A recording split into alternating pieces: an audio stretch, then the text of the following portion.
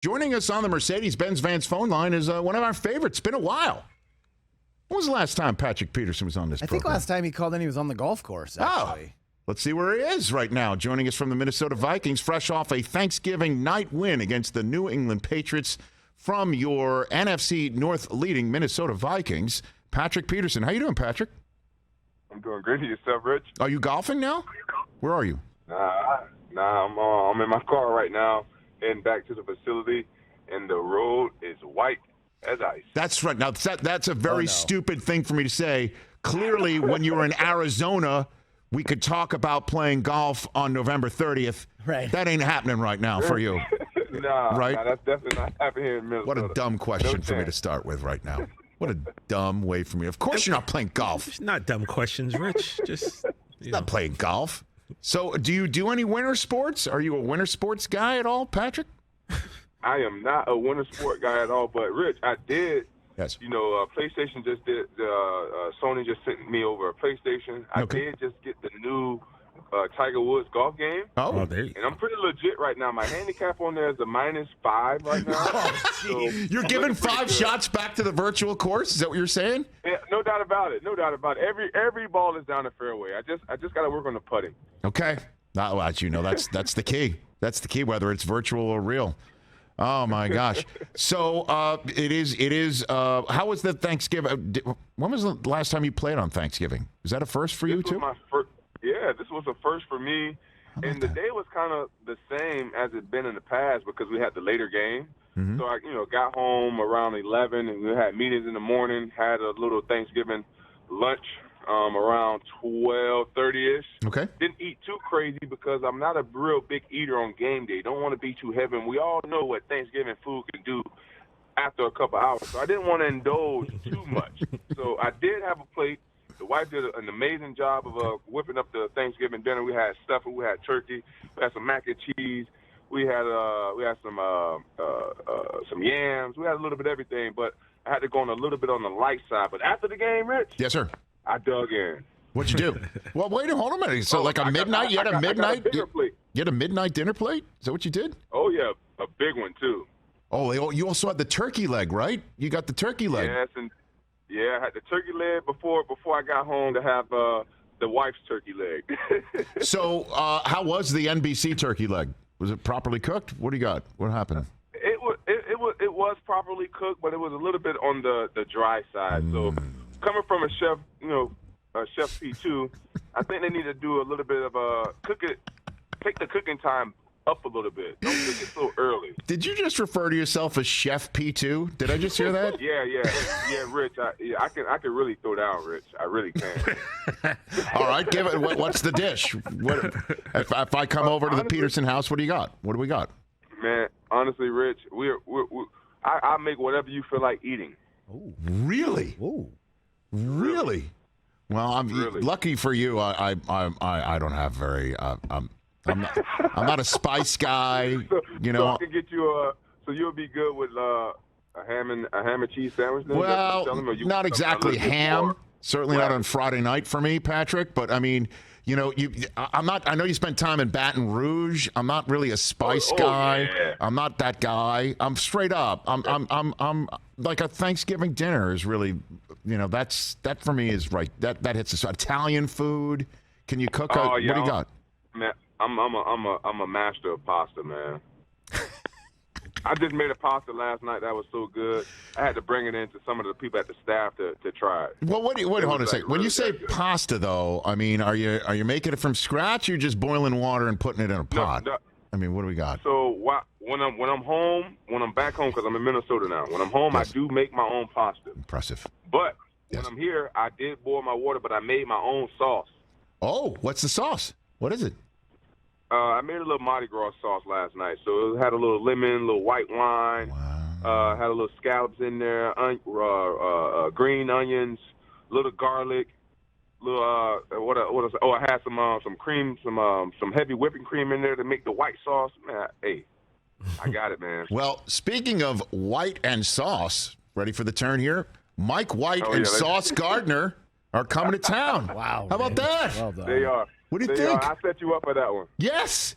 Yeah, I feel like it's that meme, right? What LeBron's dunking and Dwayne Wade is just like put his arms out, like Russ at midfield. That's it right there. Yeah, Russ at midfield. There it is. Wide open. There it is. All right, what are you seeing on film already with the Mike White experience? You checking out that film already? Have you dived into it? Oh, definitely checked out the film. Mike White, just looking at from the game last week, you can just tell that he's a guy that's not going to put his team in bad situations. Though you looking at the tape, you can tell that the offensive coordinator trusts him. You know, the offense really haven't changed much. I'll probably say the biggest difference is he's not turning the ball over. You know, so we know we have our plate full on trying to force him into mistakes. We know that he's very, very smart with football, and having a big game last week, that does nothing but grow more confidence in his coordinator and play caller to be able to unleash him a little bit more. So it's a little bit dangerous, you know, going into this situation, not having much film on him and having the game that he had last week. You kind of go in there, kind of hoping that you know what's gonna happen. But after the first 15 plays in the game, you kind of get a general idea of how they want to attack you. Well, I mean, Sauce, go for it, please. Yeah, go for it. Sauce, what do you think? Yeah, man, Sauce has just been phenomenal. You know, I haven't been able to watch much film on him, but you know, just seeing some of the highlights, just watching his movements. The thing I love about him the most is that he played with his length very well. You know, he has very, very long arms, can put his hands on receivers, very physical at the line of scrimmage. The guy has everything in his game to be, you know, known as a great cornerback in his league. So I'm definitely going to be intrigued to see how his career unfolds, but he's starting off on the right foot for sure. Yeah, and there's a lot of heat around this young man in terms of hype talk, and he certainly walks it too. I mean, he is backed up. Yeah. He's backed up a lot of this hype. I'm wondering, you must have a front row seat to watching Justin Jefferson prepare for games in which somebody of Sauce's level and hype surrounding a young guy. Not everyone's. There's a few people with this sort of game who is actually younger than Justin Jefferson, where he's the OG in the matchup. But I'm just wondering, does he approach a game like this saying, "I'll show him that he's got his hands full," that sort of thing, Patrick? No, not at all. No, not at all. Justin wants to just show up and play his game each and every Sunday. What people are accustomed to seeing, you know, him do on a Sunday basis. You know, so for the most part, you know, Justin is looking at this matchup as he look at each and every other matchup. You know, he want to go out there. He know he's going to get team's best shot. He know he's going to, you know, get, you know, double team, 2-man. He has to find a way to overcome that, and he's been doing a great job of that throughout this season. And no matchup is ever too big for him, or I don't think he, you know, put any matchup above the other one. He just want to go out there and try to perform at his best each and every time he step out there on the football field. What was it like, Patrick Peterson, in the film room, if you did watch it as a group, watching back his catch against the Buffalo Bills on that 4th down? What was that like? Man, it was pretty wild, man. Guys still was just amazed on, you know, him catching the ball. I had a front row seat. I was right on the sideline when the play all unfolded because it's 4th and 18. We have to get this 1st down. If we don't, the game is pretty much over. So I wanted to see everything that happened. I saw Kirk get the snap. I saw him get a little under pressure a little bit. That back hitch stepped up in the pocket, and he delivered a high ball. When I first saw it, I was like, damn, that looked like it was a little bit too high. And just Justin just went in and climbed the ladder to make a great play for us. But guys were still amazed after seeing it on the plane. The next day, the day after that, when he got the offensive player of the week, you know, it kept being, you know, a fun reminder on how amazing Justin is for us. Patrick Peterson here on the Rich Eisen Show. Obviously, the Eagles, Cowboys, they're right there in the NFC East, the Northeast corridor, where there's a lot of media attention for Philadelphia. The 49ers go ahead, get McCaffrey. Those are the teams that we hear quite a bit about. And then there's the 9-2 Vikings. Yep. What's your sense of the value that people are placing in your team and your chances to shock everybody who you think don't really need to be shocked. What do you got for me on that? Well, honestly, Rich, all the talk about teams and who's the better team, who's the best team, really don't matter at this point. At the end of the day, we just want to continue doing the things that we need to do to be one of those 14 teams in the playoffs.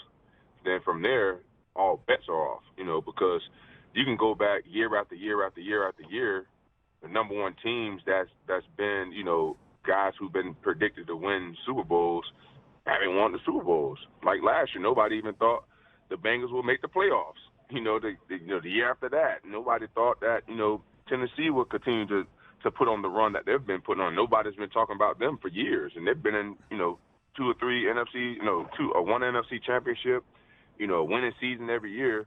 Only thing that we want to do is worry about us. We want to continue to talk about us. Long as we know what we're doing each and every week, and we're collecting dubs at the end of the day, we want to be talked about at the end of the season. So being talked about now is all fine and dandy with us because it really don't matter. And what are you seeing out of Cousins, man? Well, what's happening on the plane when he takes his shirt off? What the hell's going on at 35,000 feet, Patrick? What's going on there? I think,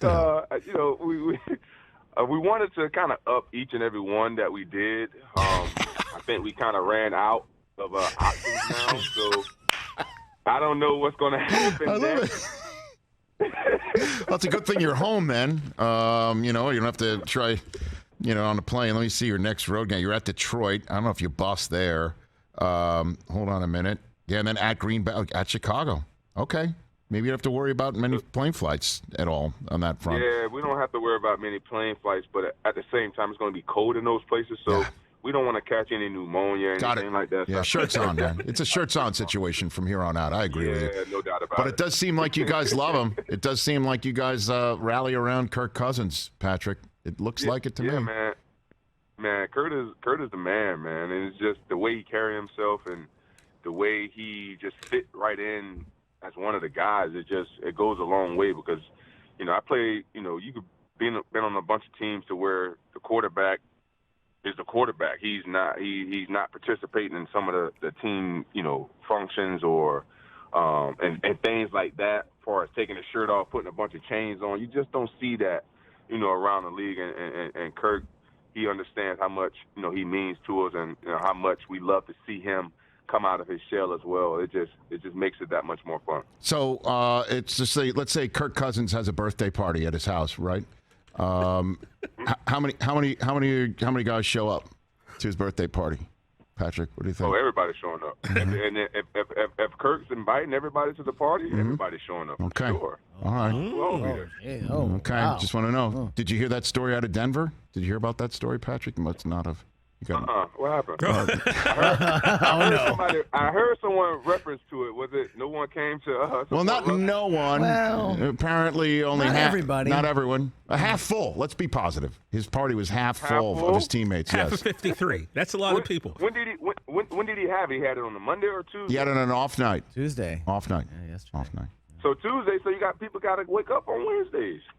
You got practice the next day. That's the hardest day of the week. Okay. You should have had it on a Monday. Was it on a Monday night? We don't know. I don't know. Nobody knows, Patrick. Nobody knows. Nobody knows. But Kirk's make it make sense. Kirk's I'm just trying birthday. to soften it up a little bit. That's all. I know it. Kirk his birthday is when? Is it in August? Is that what it is? August 19th. Okay, there you go. You have it in training camp. That's what you have to do. Yeah. Yep. And certainly in the summer, it's easier to take your shirt off. Yeah. And have a Patrick's birthday's July the 11th. July so 11th. Everyone will come. Everyone's coming to yours. Yeah. Okay. So the only thing about mine is my birthday is always in Tahoe. So I'm always at Edgewood, Tahoe, the week of my birthday. Playing golf. And yes, I have all of my friends there. However many guys that's in the tournament, we all have a great time on my birthday. Okay. Very good. And it's just like, I guess, like Russ's birthday party at the Stableford scoring system. The positives are the negatives, right? Just like that. Positives are the negatives. Yeah, exactly. There you go. Wow. Patrick Peterson, good luck to you, sir. Oh, one last thing. Is LSU going to shake things up on the college football playoff stuff this weekend or what? Man, I don't know. Is Daniels out? I saw he took a big hit I haven't got any information on Chris, you're our Georgia Bulldog expert. Is he out? Do we know? Hitting the Google machine? It looks like Jane's gonna play. It looks like it. Looks like he's playing. Okay. Yeah, we're gonna give him a run for the money. Then we're gonna shock the world. Okay. Go Tigers. There you go. Thank you, Patrick Peterson. Be well. Let's chat soon. All right, Rich. Always great to talk to you. Right back at you. At P2 on Twitter. Give him a follow. At Real Patrick Peterson on Instagram. He's one of our favorites right there. Catch the Rich Eisen Show every single day on the Roku channel, 12 to 3 Eastern, for free.